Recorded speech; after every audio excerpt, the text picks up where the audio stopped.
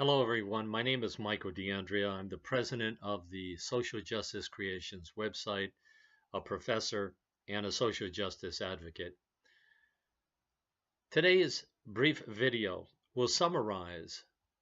the fantastic meeting we had by launching our first free town hall meeting format to persons who are interested in moving beyond their grief about the presidential election results, beyond their anger, beyond their frustrations, beyond their fears, to channel the energy involved in these emotional reactions, which are all important to address, and to channel that energy into studying in more depth with a greater level of tolerance, with respect for persons who attend the town hall meetings who are interested in learning more about the challenges that we face as a nation. Many of these videos are specifically directed to colleagues in the fields of counseling and psychology, particularly counselor educators, practitioners, and students. One of the issues that came up in our discussions at the first town hall meeting was the importance of recognizing that my background and other people who attend the town hall meetings are in the mental health professions and in education. And these two areas in our society have viewed us as experts where we provide information and direction to others. And that will continue as part of the process of being a teacher or a mental health professional. But at this point in time, we want to follow in the calls of persons like George Albee and others in psychology and counseling who talked about the need to give the theories, the skills, and the practices inherent to the fields of psychology and counseling, giving those back to the people, empowering individuals by providing opportunities for interested persons to join with us into the town hall meetings to explore how they may benefit and find relevant various theories of counseling and psychology, various skills that we use, various approaches to promoting healthy human development. So that was a theme that was briefly discussed in the first town hall meeting. And we are going to maintain the idea of giving the theories and practices and skills of counseling and psychology and education to the people and learn from the people new skills, new approaches, new ways of making sense of environmental stressors that directly contribute to the negative mental health of persons across our society. One of the goals of these town hall meetings is to demonstrate in real life terms some of the theories and skills we use as mental health professionals and as educators, helping people to understand what is it involved to get people who have different political, religious, cultural, racial differences that affect their thinking about our current challenges and strength. What are the specific skills that are necessary to foster and guarantee genuinely respectful conversations that will hopefully lead to, as Jean Piaget talked about, the accommodation of new ideas. Accommodating means to take in, to digest a bit, and hopefully even to have that process of accommodation lead to brain changes that will activate new parts of the brain that will help us make changes in our thinking as well as in our actions. These are some of the issues that we want to communicate to the town hall member participants so they can look at ways that they can facilitate conversations in their schools, in their universities, in community agencies, within their families, at their workplaces, that are appropriate to discuss where we are as a society and what we can do. A third area that we covered in our first town hall meeting was the notion of reconciliation. And reconciliation is going to be an area that we will infuse into each of our town hall meetings. At this particular one, at point one, we discussed the different ways different people in different groups think about their responsibility and right to engage in civic activities that are aimed at promoting, strengthening, and expanding this fragile experiment we call democracy. In doing that, we hope to engage a process by which individuals will become more knowledgeable of issues that they haven't considered in formulating their own biases, their own preferences, their ways of making sense of what's going on. And so we provide opportunities for town hall meeting participants to see how we can infuse concepts of reconciliation, how we reconcile differences between groups and persons who are different from ourselves in ways that foster the sort of brain changes and new learning that we need to move together in greater unity and less divisiveness.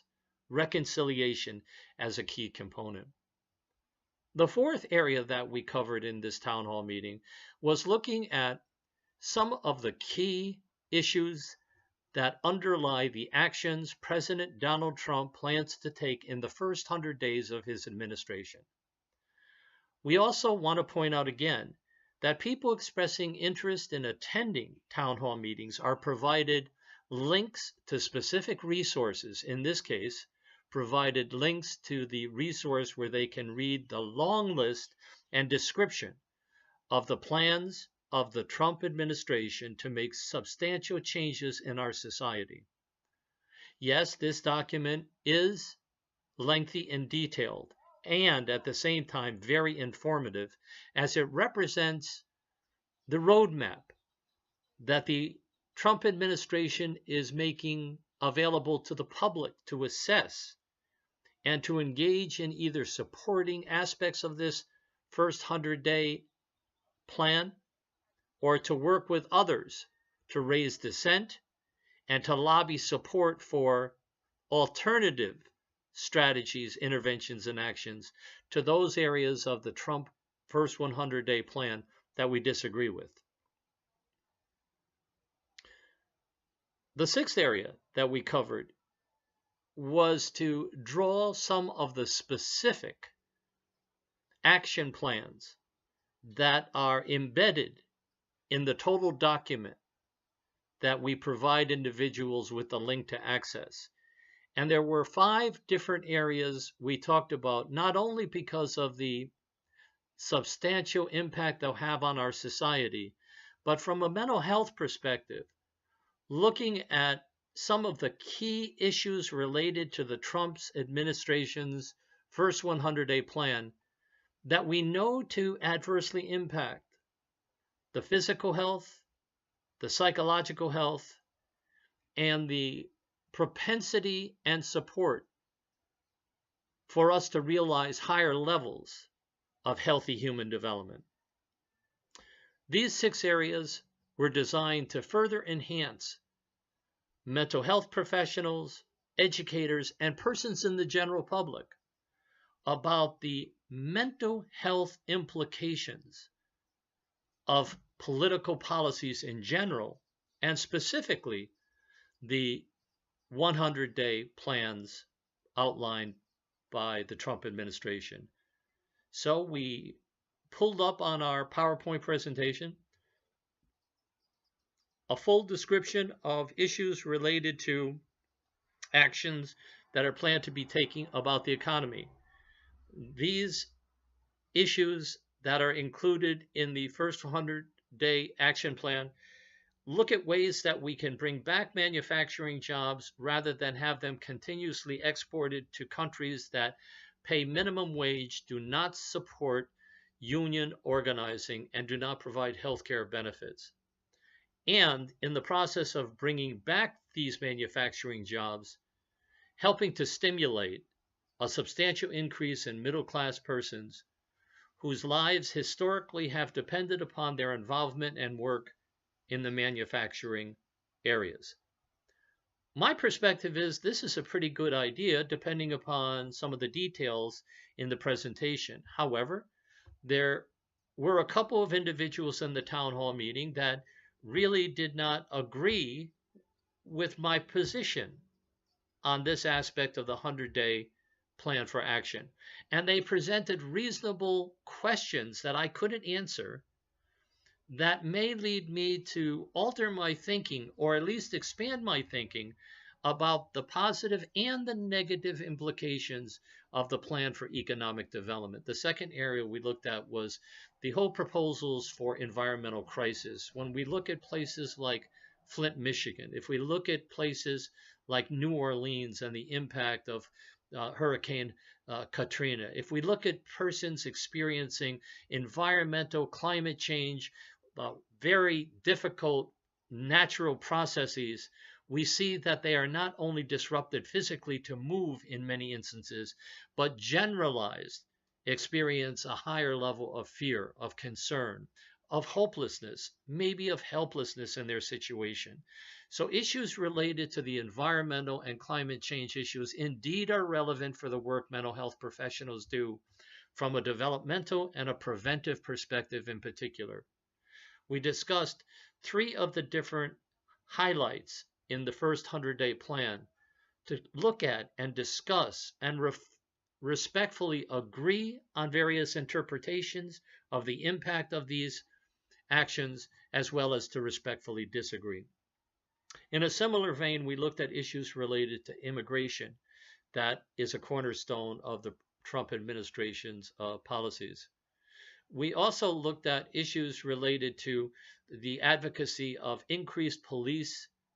training and the reestablishment of private prisons as a solution for law and order in our cities. Once again, we had a dynamic discussion. And in having these discussions, counselor educators and other allied professionals who work in group settings may be interested in a strategy we used in the town hall meeting to really generate input from those who are participating in this free electronic resource. And what we did was use a 2-minute drill and a 1-minute drill. And the 2-minute drill was to acknowledge that the facilitator of the town hall meeting was going to remain silent and ask the participants in the town hall meeting in the next 2 minutes to respond by describing their reactions or any comments they want to make about the information that's being shared. And it was gratifying to see the level of participation that individuals took by texting in their concerns, their points of agreement, their points of disagreement, and suggestions for other alterations in our planning strategies as a group of people who are moving beyond our grief, our fear, our anger, and our frustration by sensing the empowerment of our work individually and collectively. We also outlined the meeting time for the next town hall meeting. The next town hall meeting will be held on January 3rd, 2017 at 6 p.m. Eastern Standard Time. I think that members of the mental health professions in general and counselor educators, practitioners, and students in particular will benefit from seeing real-life social justice advocacy endeavors that draw from basic counseling and psychotherapy and psychoeducational skills in order to achieve goals, which essentially is to provide opportunities where open, robust agreement and disagreement about the interface of our right and responsibility as citizens in a democracy